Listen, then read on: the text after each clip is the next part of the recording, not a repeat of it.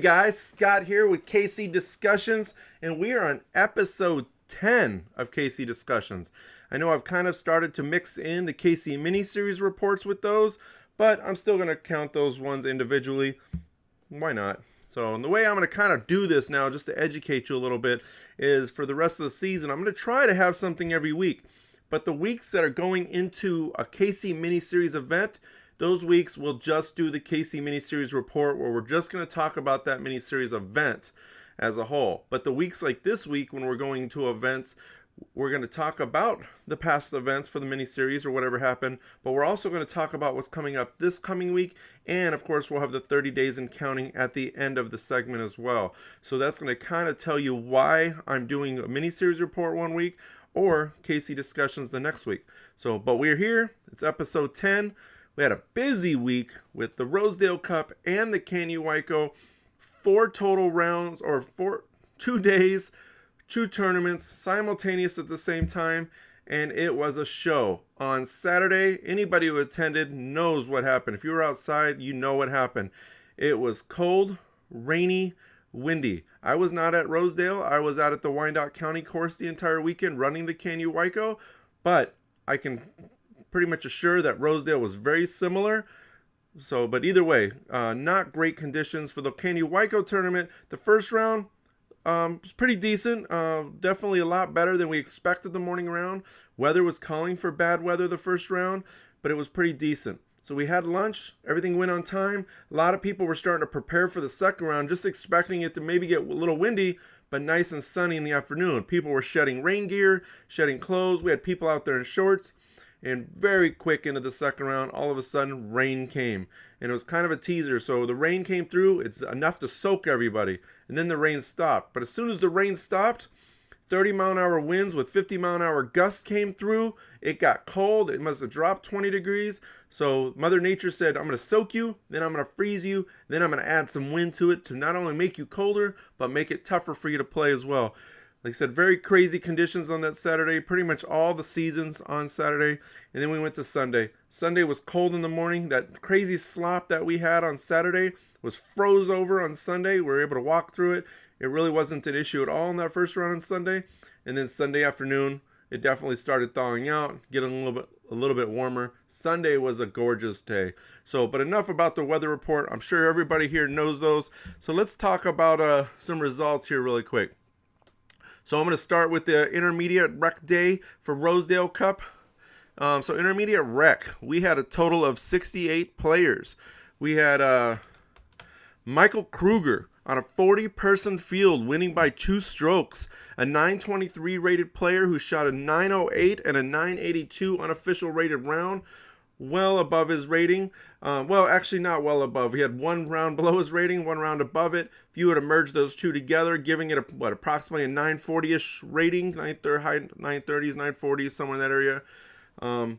He shot about 1 to 2 or about 2 strokes above his rating. So really, he's where he needed to be. It was a good win, a 40-person win. And not to mention, he was playing with a new bag since he was unfortunate and had his bag stolen here just real recently. So, but good job to MK. His better half, Liz Borg-Bowman, winning by 7 strokes over Ladies of the Chains, Becca Kephart. So, very good win for her. She shot a 796 rated player, shot 803 and an 810, so, approximately an 806. So, 1 stroke above her rating on average. So, that was pretty good for Liz. Great job there. On a recreational field, we had 20 people. Patrick Manjares, who's out of Topeka, Kansas, custom stack dies. If you haven't seen it, he is the one who won recreational over 20 people by 2 strokes. He's an 869 rated player, shooting an 896 and an 881. So even if you average that out to about high 880s, he shot about 2 strokes above his rating. So it's a good shot, but definitely where he needed to be there. It was a great win in the recreational division. Very proud there. We had 1 rec woman, Gloria Garrison, who's not a PDGA member, so I can't look at where her rating was, but she was the solo one there. Then we had 3 juniors. We had a junior boy, 18 and under, Quinn Napier, who competed. And then we had Maddie Quaid for the 12 and under girls, and Ava Meyer in the 10 and under girls. Both as the solo girls, both playing very well. Maddie, who is PDGA, is a 405 rated player, shot a 383 and a 497 second round. So that second round, she shot nearly 9 strokes above her rating. Awesome job there. Ava Meyer, who's a 541 rated, shot a 558 and a 548. So again, about 2 strokes above her rating. Still very good round. Anytime you shoot above your rating, especially as an average as a whole, it's great. No matter where you finish in the field, you might feel like you could have played better. You might feel like you shot worse than you did, but based on the statistics of those ratings, as long as you're shooting higher than them, you're shooting better than overall what your average is based on what the competition of the field is. So great job to those guys.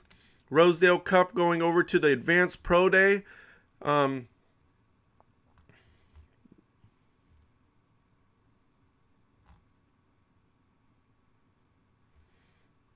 Hold up.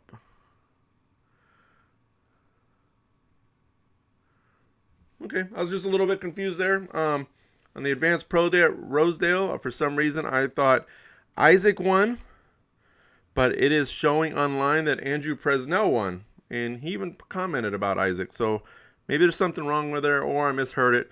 So the links are down below in the description for everything I'm reading on the PDGA if you want to see it. Whoever won that tournament, great job. I really don't want to go any further with that one because I'm confused about which way is right. And I don't want to hype up something that I'm wrong about. But those results are in there. But whoever won the Open Men on a 26-person field, strong field. Yeah, a lot of really good names in there. Peter Burrs, Eric Eastwood, Zachariah Johnson, Isaac Heinen, Ben Kroll from Minnesota, Andrew Presnell, Jordan Mullen, who's up and coming in the area, Joe Hesting, Nick Kohler, George Smith from Columbia. I mean, a lot of good names on there. Tom Gilbert, who won the Frostbreaker a couple weeks ago. Adam Morrison, a lot of good names on that list. So, but in the Open Women, we had 2 women, Emily Beach and Kaylee Kincaid. It looks like Emily walked away with a 4-stroke lead. 877 rated player, shot a 947 and an 854. So even taking those average, again, a couple strokes better than what her average is. All those mean that she's going to move up. In our Pro Masters, Lee Killian posted that it was his very first win. He took a 6-stroke lead, shooting 982 and a 944. And actually, if you take those average, he shot about 2 strokes under what his 976 rating is. So sometimes things just work out no matter what. But on a 4-person field, 4-person Pro Masters field, Mark Wisby came out on top by 5 strokes. And in advance, Eric Bolton on a 29-person field won by 6 strokes. I believe it's his first Open win, Team Discraft or Team Discraft Underground. But he's a 943 rated player, shot a 970 and a 1048. The 1048's hot. My best is 1035, so Eric even beat me on that one. But he shot a 43 this second round at Rosedale. I don't know the layout, but I imagine it was short to medium. But either way, even in all shorts, a 43 is hot.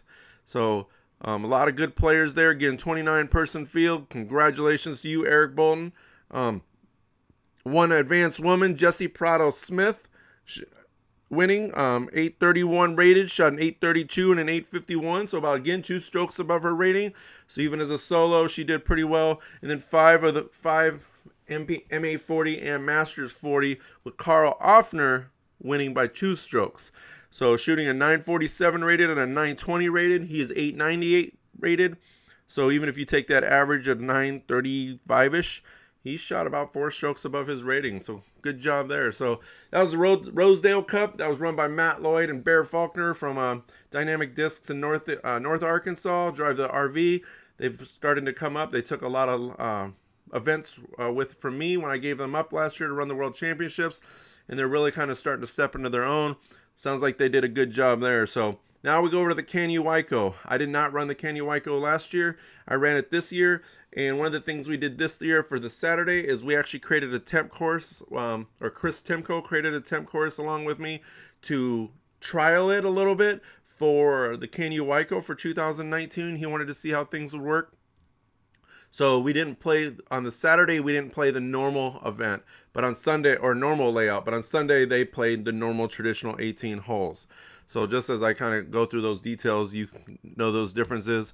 But I do know these ones are right. On So on Saturday for the Pro Advanced Day, Andrew Presnell won. I believe it's his third time in a row winning this tournament. So that's pretty awesome. He shot a 49 the very first round, which was a 1057 rated. He's still 1017 rated, so even there, he shot 4 strokes approximately better than what his average is. So pretty hot.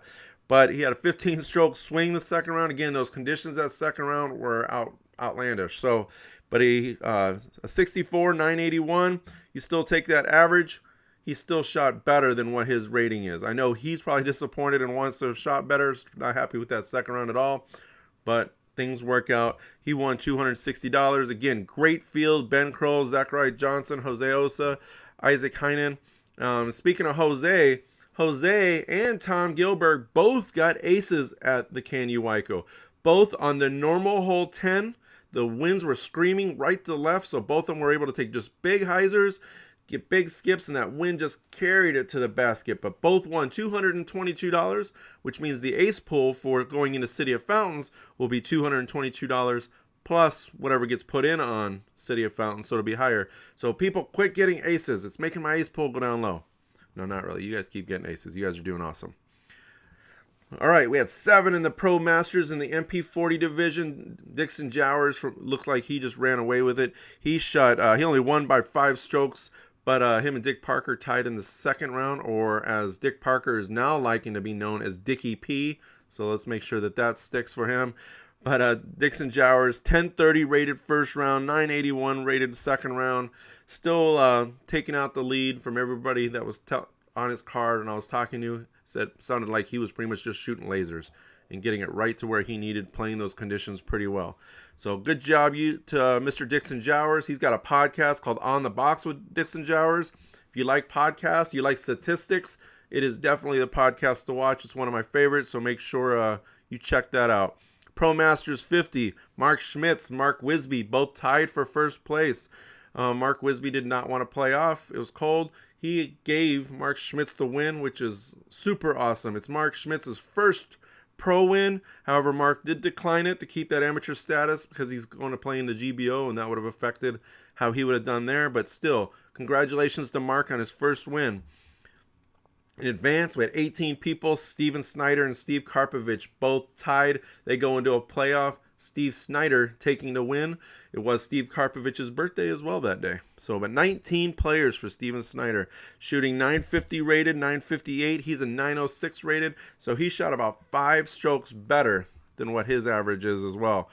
Again, one advanced woman, Jessie Prado Smith. She was out there shooting an 825 and an 830. So she's an 831 rated player. So about a half a stroke under what her average is. And then our MA40, our AM Masters division, there was 4 people. Steve Thimish walks away with the win there, winning by 3 strokes, 950 and 935. He's 942, so pretty close to right where his average is at. The MA50, 5 people. Randall Mullen with the win. Congratulations, Randall. 905 rated. He shoots a 950 and a 935, so take that low 940 rating over his 905. He approximately shot 4 strokes better. And then we had 2 in the AM60 division.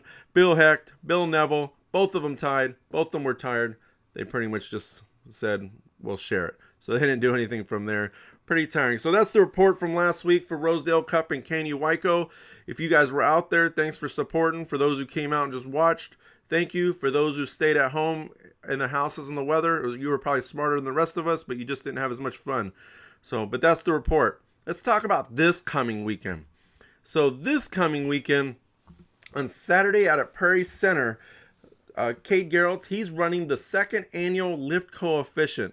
This is Cade's first not first event, it's his second annual, obviously, but it's his time where he's really putting in on this tournament. This is the tournament he wants to grow to be good. Great tournament there at Prairie Center. So it is a 2 rounds of 18 holes. I sent him a message. I was going to see if he responded. I don't know if we're playing 18 normal holes. Sometimes he likes to do temp holes, safari holes. That I don't know the answer to. But either way, it's sure to be a good time. It's an all-cash payout. Great trophies. Even the AMs get payout. Great trophies. He's got CTPs for every card. He's got some other prizes that he's been putting together.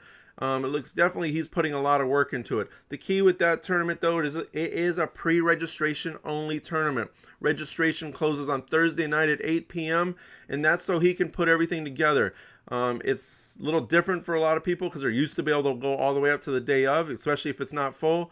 But Cade is actually doing it the smart way. I mean, it's hard for a tournament director to be working on that stuff the morning of or the night before. So for quality over quantity, he really wants to make sure that the people are in by Thursday at 8 p.m. He can put his full attention to and make sure everything is running as smooth as possible, even if it loses a few people. I highly encourage for you to show up or for you to sign up by Thursday at 8 p.m. Again, the links are down below in the description. Support Cade, support Olathe and Prairie Center. Come on out. Again, great time. 2 rounds, 18 holes, 100% cash payout. The most expensive division is $36, so it's a pretty inexpensive event to come out to. So again, support Cade. Come on out. I will be out there. I'm planning on being out there. Come say hi to me. Come say hi to Cade. Come see everybody else. So Sunday, Battle of Waterworks. Jerry Patterson and the Launchpad crew, they are running a marksman event out at Waterworks. Very similar to like what they did last year. 1 round, 18 holes, Waterworks. But we're not playing on mock 3 baskets. You worried about getting spit outs? You won't get spit out on a marksman. You just will miss. You will get kicked off to the left. You have to be able to putt well on those marksmen. Those marksmen are not forgiving, but they're a practice basket. They're designed for you to learn how to hit that sweet spot, how to become a better putter. Great basket. It's a fun opportunity to play it in a tournament. The most expensive division there, I believe, is $25. Again, our link is down below, but it's a pretty inexpensive event. It's a fun event. Support Launchpad Jerry. Come out to Waterworks. This whole weekend as a whole is looking gorgeous. Sunny, high 40s, low 50s. We've all been waiting for this opportunity to be able to play in these kind of conditions. I think we're supposed to have a little bit of rain throughout the week. So going into the weekend, a lot of people are going to want to be out. So go on out. Even if you can't play, then at least go out and say hi, spectate, support. But if you're able to play. Again, great opportunity. So, all right, guys. That is all I have for this week's KC Discussions. Stay tuned for the 30 Days and Counting, which is going to outline any leagues, tournaments, and things that are happening over the next 30 days. Below in the description is the KCFDC link to the surrounding areas. And in that link, we'll have, if I have it available, we'll have the Facebook event page. We'll also have the registration sign-up link so you can keep track of everything, what's going on. So, but until next time, Kansas City, I love you, and we'll see you later.